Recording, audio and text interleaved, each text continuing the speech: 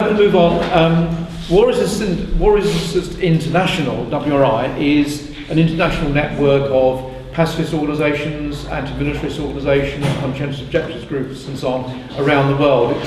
It's currently got affiliates in 40 odd countries, about 80 or more affiliated organisations.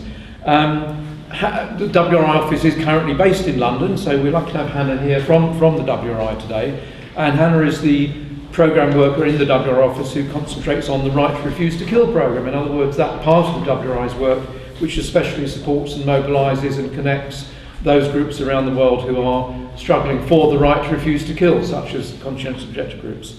So, over to Hannah. Thanks, Albert.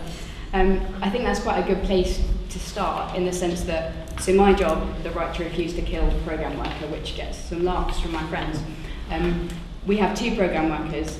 I work on conscientious objection, and that might seem like a human rights issue to a lot of people, but to us, that's not all it is.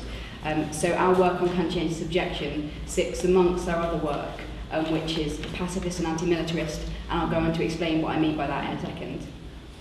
For us, conscientious objection around the world is one way of rejecting militarism. It's a way of rejecting violence. So there are many reasons why people become conscientious objectors.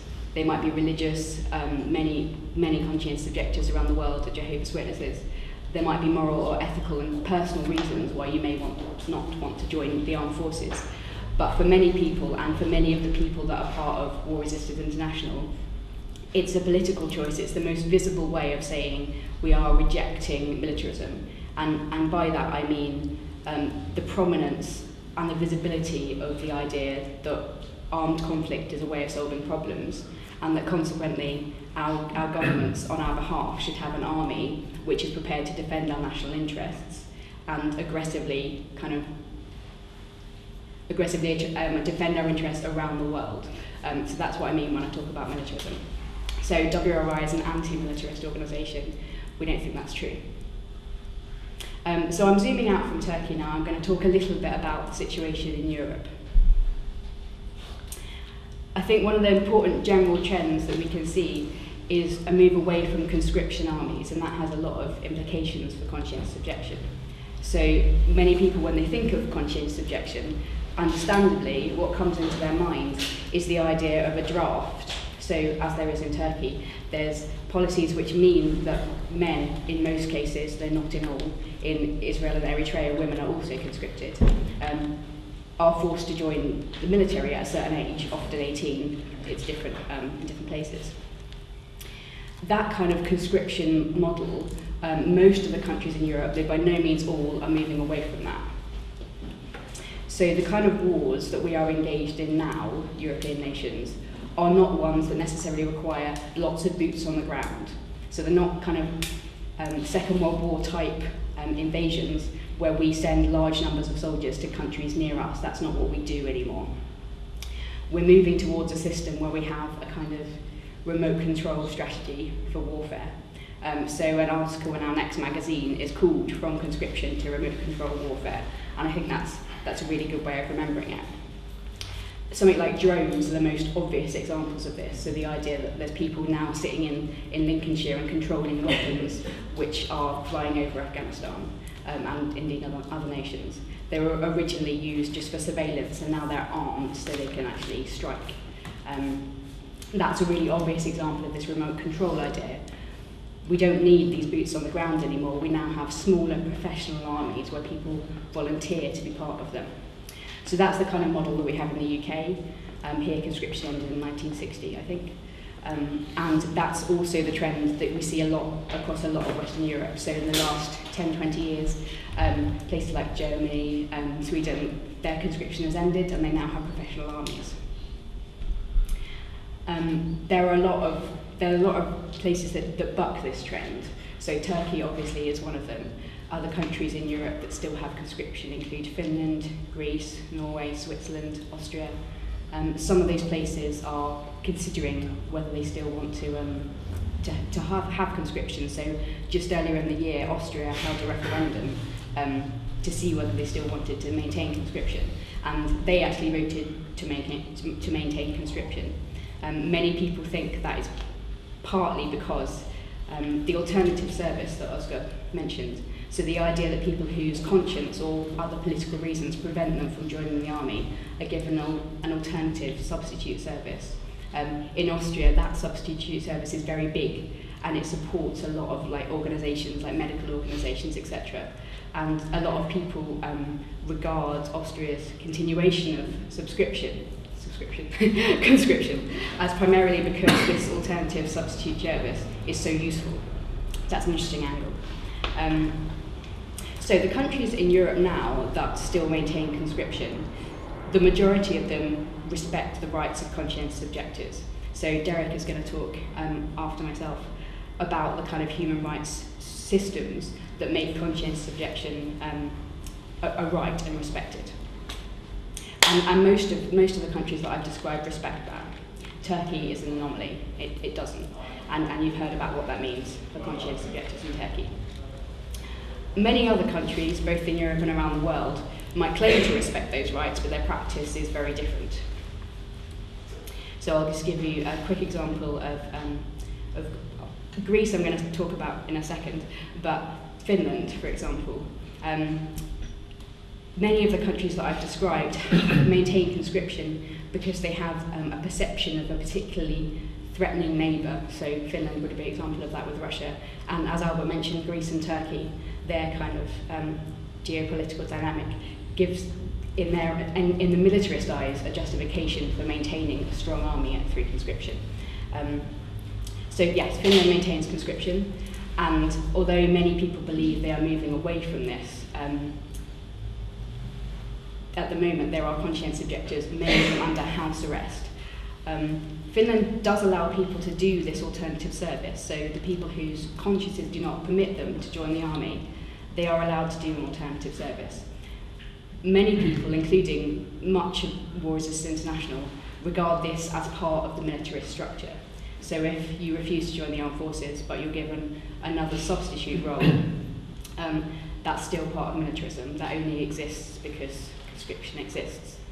And moreover, it's still the state telling you what to do with your life. It's still the kind of still forced labour. So many people are what we call total objectors. So they don't just refuse to join the army, they also refuse to join the alternative that is given to them, which in many cases might be quite violent anyway. So many people who do the alternative service in the state of Israel might be sent to the border police, for example, who man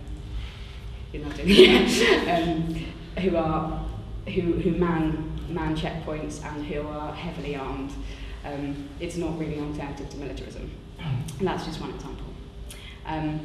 Turkey, we've heard about. It has effects over people's lives. It's not like you go to prison and then you come out and then that's the end of it. We've heard about the idea of civil death. It can be a kind of never-ending risk of re-imprisonment. You can't register a child. You can't easily leave the country. The effects on somebody's life are immense. I'm going to just briefly go further afield, but not too far, because I think Derek will cover this. If we go slightly out of Europe, if we look at places like Israel, Armenia, Azerbaijan, the kind of respect for conscientious objectors' rights that I spoke about is a different story there. So on Sunday, I think a conscientious objector in Israel called Natan Blank was imprisoned for the 10th time, and he breaks the record for the number of times a conscientious objector has been re-imprisoned in Israel. So that's a very curious record for Natan. I'm kind of mixing up the ideas of conscription and conscientious objection here. When conscription finishes, conscientious objection doesn't finish.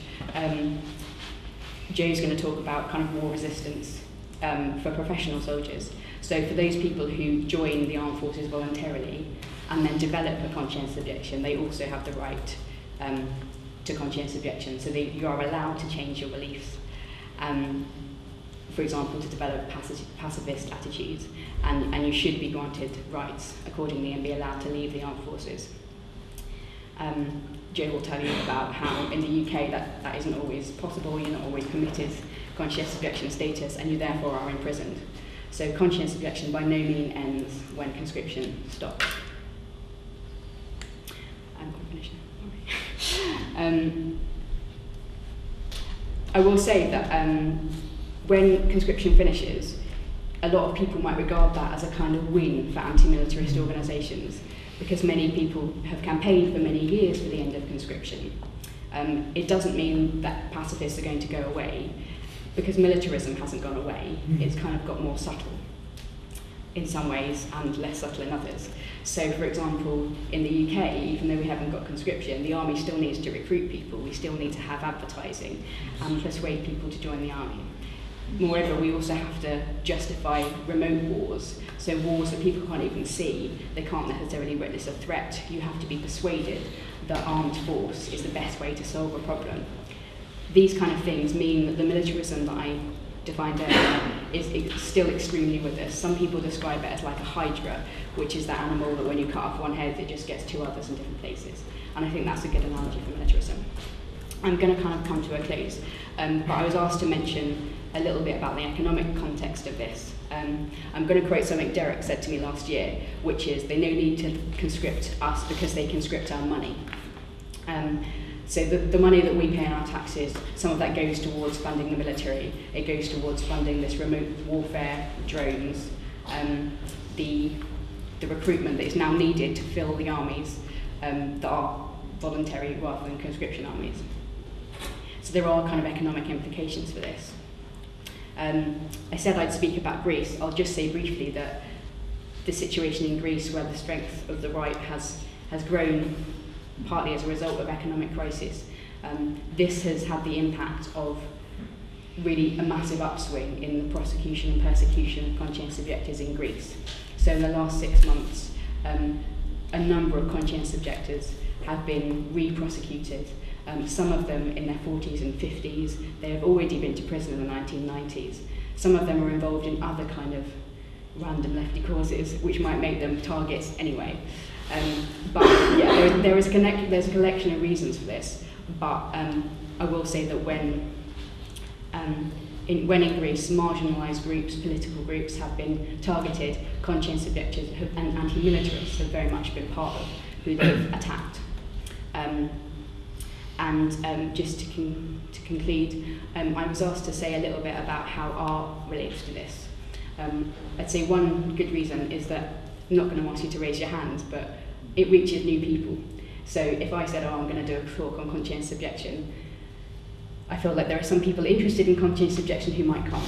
But if you make this interesting, if you give people real life stories, if you do the kind of work that has been happening here over the last couple of weeks, then you reach new people and they learn about these issues. So I think that's one really important way in which art, and this exhibition as an example of that, has been important.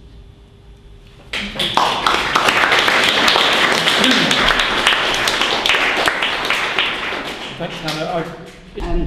I'd say that it comes from two different places. So this is becoming a cliched answer now, but I still think it's true, that we've got more ways of communicating with each other now than we had almost ever. And so I could give the example of the kind of Arab uprisings, and the internet didn't make those things happen. It was people who made those things happen, but they communicated with each other through the internet. And we have ways of subverting mainstream media. That's one source of hope that I have. That's a kind of global phenomenon, although obviously by no means are those things global yet. People do not have internet access all over the world, but in certain places that is a source of hope. Another thing I'd say is slightly more contemporary and slightly more UK based. You saw on the 1st of April around Aldermaston, where we have our nuclear weapons are kind of made, people were wearing t-shirts saying NHS not Trident, and I think that kind of linking together of issues, so those many people who are very concerned about austerity and the cuts and what that will do to our society, actually is quite important, and I think people are doing it, that we articulate the ideas that we are spending money on nuclear weapons, for example, and yet we're not spending money on all these hundreds of other things that we all believe we should be doing. And I think in that lies an opportunity for people who have, I hope, good alternatives to militarism, to say, actually, you guys should care about this as well, because it's not just about peaceniks. This is really something that's having massive influence in our society, and that's not just a UK thing. When I was in Turkey last year, I was talking to some people in the Home-Based Workers Union. It's a group of women who believe that women should be paid for housework, and they have been drawn into these issues by going, if we had if we were not paying for the Turkey's militarism, then we'd be able to, for example, care for my elderly mother, these kind of issues. So this is not just a UK example, but it has, I think, pertinence now in 2013 here.